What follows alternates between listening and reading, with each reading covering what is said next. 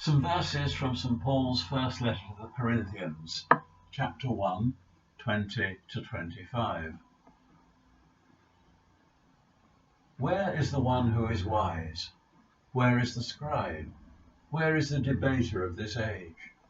Has not God made foolish the wisdom of the world? For since in the wisdom of God the world did not know God through wisdom, God decided through the foolishness of our proclamation to save those who believe.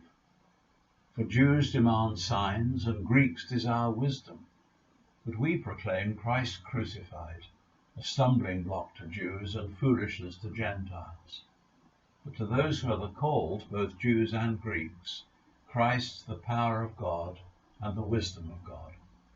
For God's foolishness is wiser than human wisdom, and God's weakness is stronger than human strength. One of the most moving ceremonies I've ever been involved in took place in a small graveyard in the tiny French village of Portsea, northeast of Paris.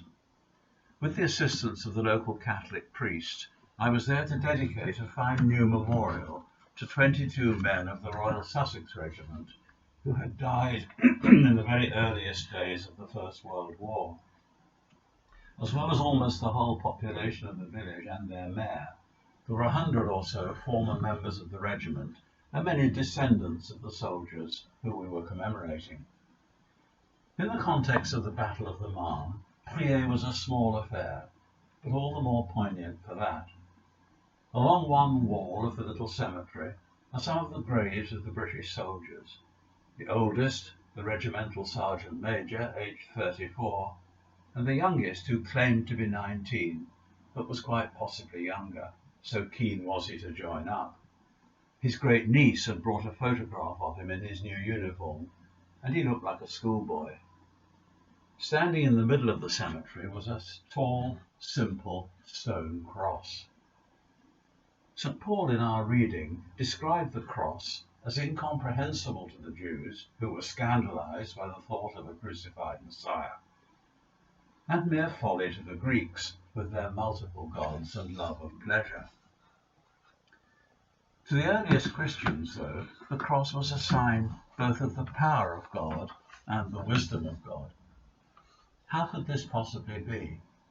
The crucifixion of Jesus, after all, was the consequence of human cruelty at its most extreme, perpetrated by powerful but fearful men.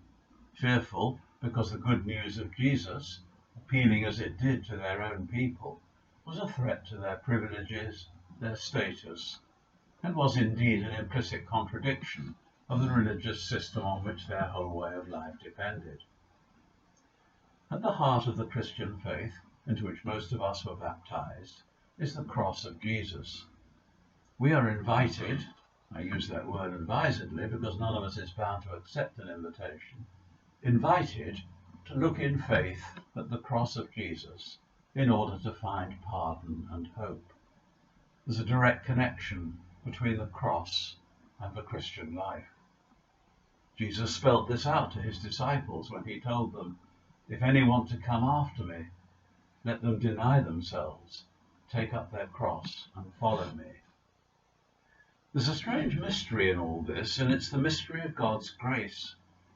As Christians, we are linked with Jesus and with each other in such a way that whatever we do affects the whole body. This was well expressed by an American priest and scholar, Frederick Buechner, who compared humanity to a spider's web. "If you touch it anywhere," he wrote, "you set the whole thing trembling. As we move around the world, as we act with kindness perhaps, or with indifference, or with hostility towards the people we meet, we too are setting the great spider's web a-tremble. The life that I touch, for good or ill, will touch another life, and that in turn another, until who knows where the trembling stops, or in what far place and time my touch will be felt. Our lives are linked. No one is an island." What might that mean for us, on whom I guess our religion, makes few real demands.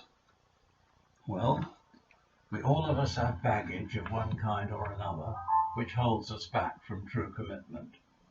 Parts of our life which we need to let go of so as to live more fully the Christian way. Paul describes this process as dying to sin daily. That's a bit strong, but it's not that we are to forget our yesterdays, how could we? But by facing them with courage, letting go a little, we can grow more fully into the way of Jesus today. That's what Paul meant. Jesus had to let go of so much and to such astonishing effect. That's where the image of the spider's web is so powerful, because by our love, by our little sacrifices, we bring Jesus to others. And who knows in what far place and time my touch will be felt. The love which we offer, whatever form it may take, is our gift to another through Christ. The well-known hymn begins, "In the cross of Christ I glory, towering over the wrecks of time." And a little later it adds, "Peace is there that knows no measure." It's a curious faith that can glory in an instrument of torture, but the cross truly demonstrates the mysterious power, the glory and the wisdom of our God, revealed in the person of Jesus Christ. For God's foolishness is wiser than human wisdom, and God's weakness is stronger than human strength. In that little cemetery at Frayling, after we'd said our prayers and laid poppies on the soldiers' graves, the elderly parish priest knelt at the foot of the stone cross. As we went to lunch with the others, he remarked, "You know, the cross is the only way I can make sense of it all."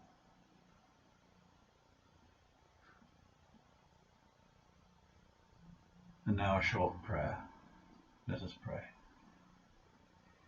Jesus Christ, our crucified Lord, teach us to let go of our fears and to trust in your strength, this day and always.